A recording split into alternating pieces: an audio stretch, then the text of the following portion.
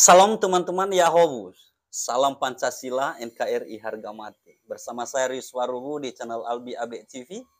Kali ini Kamarudin Simanjuntak membongkar tips baru, bukan tips baru sih, tapi tips ya untuk bisa menang dan selalu sukses dalam menghadapi suatu perkara, dan juga di seluruh profesi ia memberikan tips-tips yang perlu dilakukan oleh seorang pemimpin agar selalu menang dan sukses dalam menjalankan fungsinya. Mari kita simak videonya.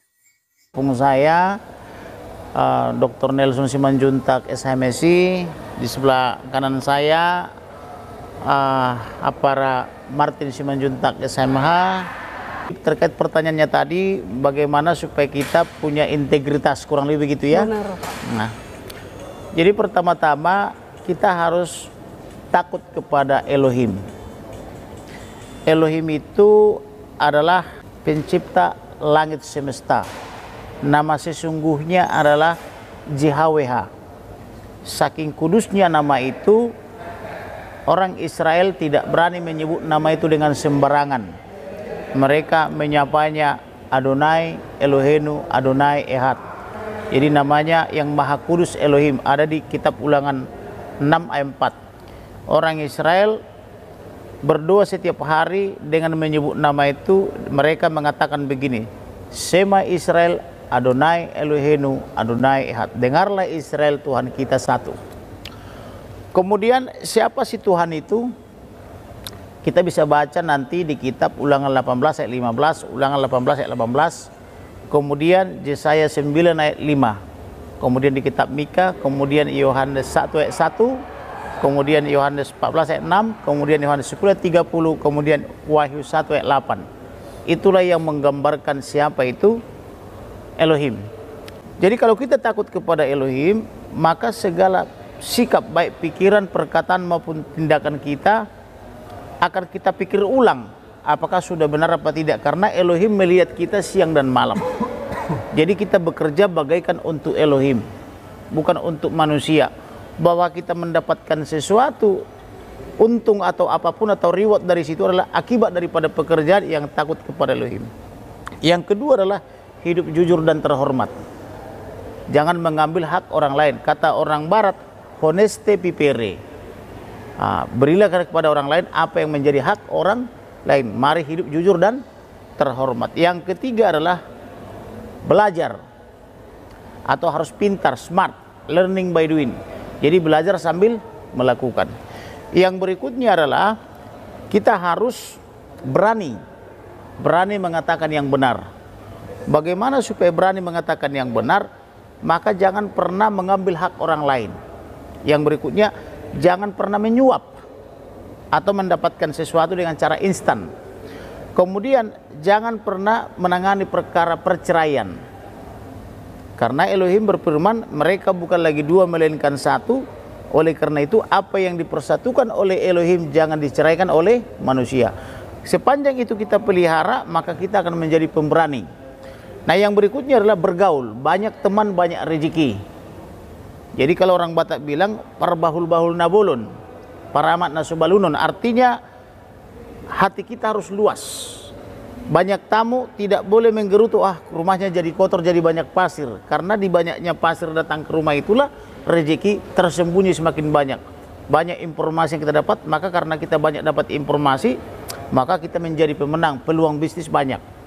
Selain berani, kemudian ada lagi namanya itu dapat dipercaya. Jadi advokat misalnya dapat dipercaya, jadi rohaniawan dapat dipercaya, jadi pekerja pun pebisnis dapat dipercaya. Jangan jadi 378, 372, yaitu penipu dan penggelapan, kan gitu. Itu tidak boleh. Jangan sampai orang melihat kita, wah itu 372, 378 itu. Tetapi ketika orang melihat kita, itu sahabat saya. Ditaruh pun uangnya atau berliannya tidak hilang, atau dititipkan misalnya sesuatu tidak hilang. Nah, kemudian yang berikutnya adalah bahwa selain dapat dipercaya, kita harus belajar profesional. Bekerja sesuai kontrak, bekerja sesuai tupoksi. Kalau dia pejabat misalnya, atau PNS atau ASN TNI Polri, apa sih tupoksi kita? Tupoksi itu tugas pokok dan fungsi. Maka bekerjakanlah sesuai tupoksi masing-masing. Nah, yang terakhir punya integritas. Punya integritas ini begini, dalam hal mencapai sesuatu jangan menghalalkan segala cara. Tetapi kita harus mengingat bahwa kita harus punya integritas. Pertama, mengingat Elohim. Kedua, mengingat kepentingan sesama. Harus ada kepastian. Kepastian hukum misalnya. Kemudian harus adil. Jangan misalnya karena kita seperti pengacara misalnya, karena membela kepentingan klien, lalu biarkan saja orang lain tidak dapat apa-apa. Yang penting klien saya dapat. Nggak boleh. Kalau memang itu haknya klien kita, ambil. Tapi kalau klien kita tidak berhak, itu hak orang lain, harus kita berikan. Sebagai contoh misalnya, ketika ada penembakan kepada Joshua misalnya oleh Barada Richard Eliezer, itu kan suatu kejahatan.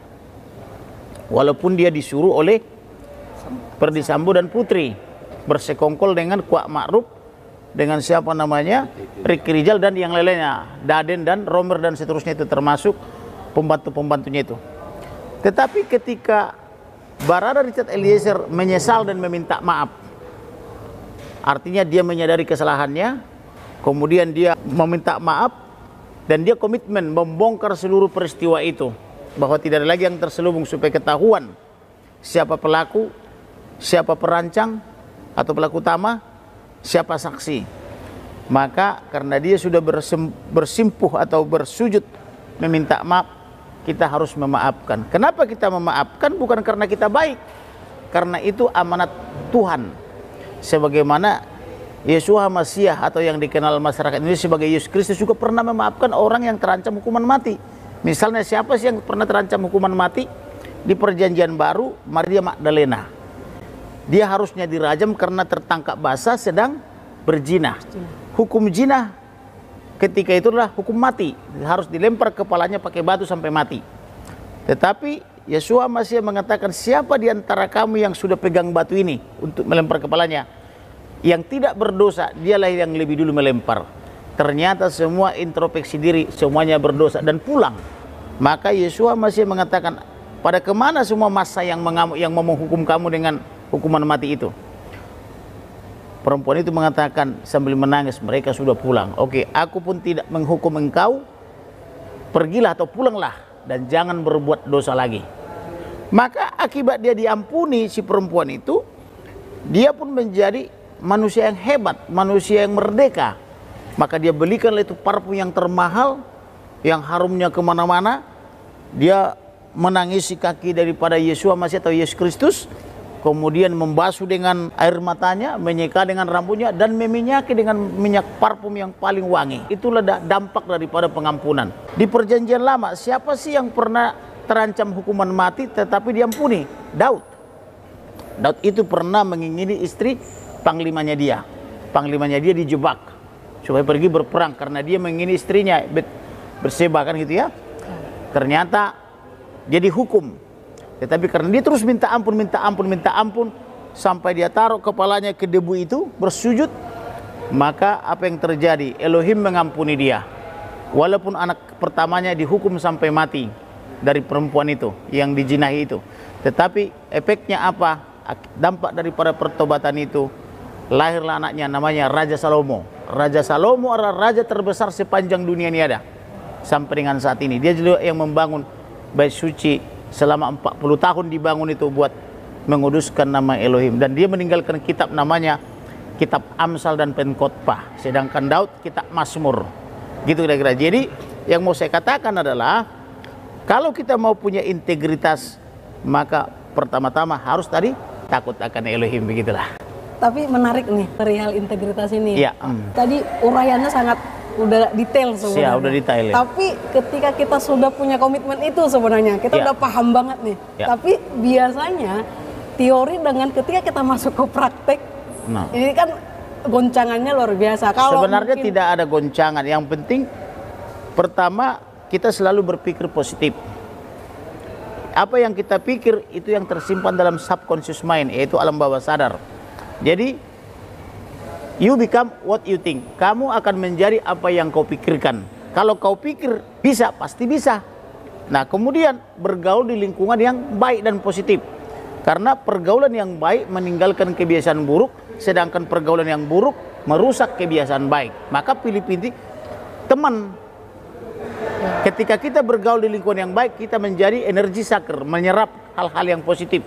Namun ketika kita nanti pergi ke suatu tempat yang negatif, kita menjadi energi giver, memberi semangat di sana, menjadi lilin di sana, menjadi terang. Kemudian apa namanya itu, kita harus terbiasa melakukan apa yang kita pikirkan. Kita pikir, tersimpan di subconscious mind atau di memori, kita rasakan baik buruknya dalam hati, kemudian kita lakukan. Dan kita lakukan, kemudian hasilnya pasti positif. Kalau hasilnya belum positif, berarti ada masalah antara dipikir, disimpan, dirasakan, dilakukan. Nah, tolak ukurnya adalah hasil. Karena Yeshua masih mengatakan, dari buahnya lah kamu mengenal siapa orang itu. Tidak mungkin pohon yang baik berbuah yang buruk, tetapi pohon yang baik pasti menghasilkan buah yang baik. Artinya di sini berlaku apa namanya itu, hukum tabur tuai. Apa yang kau tabur, itu yang dituai, begitu kira-kira. Karena tadi disinggung nih perihal Richard Eliezer yang diampuni. Siap, ya. Nah, ini kan sebenarnya saya menghindari pertanyaan ini, karena kalau udah dimunculin ini sampai pagi nih. Betul. Kupasannya ya, karena bagaimanapun juga masyarakat Indonesia ini seperti yang saya bilang tadi, yang awam pun jadinya tertarik. Yang biasanya kita sudah kalau ada case di Indonesia ini, ya elah paling gitu juga, paling juga apa kata yang berkuasa.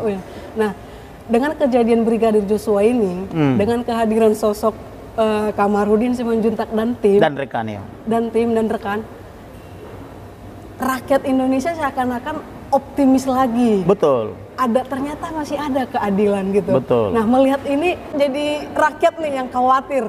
Ya. Kami khawatir nih Pak. Jujur, khawatirnya apa? Khawatirnya, kita khawatir jangan-jangan nanti bagaimana karena tingkat kepolisian yang tertinggi pun bisa runtuh dengan kejadian seperti ini. Gimana nih Pak? Jadi seperti saya bilang tadi, you become what you think. If it is to be, it is up to you. Oke. Kamu akan menjadi apa yang kau pikirkan. Jika lo mau jadi apa, tergantung pada pikiranmu. Siap. Kata Yesus atau Yeshua Mashiach, jadilah semua sesuai imanmu, karena imanmu lah yang menyelamatkan kamu. Kalau iman kita kuat, berarti pondasi kita kuat. Apapun badainya, apapun anginnya, apapun gempanya, kita tetap kokoh. Kemudian bila iman kita kuat atau bukti kita kuat, maka perkara apapun yang kita hadapi pasti menang. Karena segala perkara dapat kita tanggung di dalam Yeshua Mashiach yang memberi kekuatan kepada kita. Kemudian perkara Joshua ini seperti kotak Pandora. Kotak Pandora itu artinya semacam guci dalam mitologi Yunani. Di dalam guci itu setelah diselidiki, dibuka rahasia itu atau Pandora itu, ternyata ada sebuah harapan. Harapannya apa? Bahwa ternyata Indonesia ini bisa menjadi negara yang hebat apabila ada kepastian hukum, keadilan dan kemampatannya. Selama ini orang selalu menganggap bahwa yang bisa dihukum itu adalah hanya orang kecil, hanya orang lemah. Ternyata orang yang hebat pun, yang kehebatannya setara Kapolri, karena dia kan Kadipropam ini, Perdi Sambo ini. Kadipropam itu dengan Kapolri hampir sama kekuasaannya, yaitu menguasai 34 Polda. Dia polisinya polisi, bahkan dia bisa menangkap jenderal. Misalnya atas perintah Kapolri atau atas nama disiplin, pendidikan disiplin. Nah, ternyata karena dia melanggar hukum, bisa pula dituntut atau bisa dijerat secara hukum untuk dipertanggungjawabkan. Tinggal bagaimana, apakah kita berani mengatakan yang benar tadi. Takut kepada Elohim, kemudian hidup jujur dan terhormat, kemudian kita smart, kemudian berani.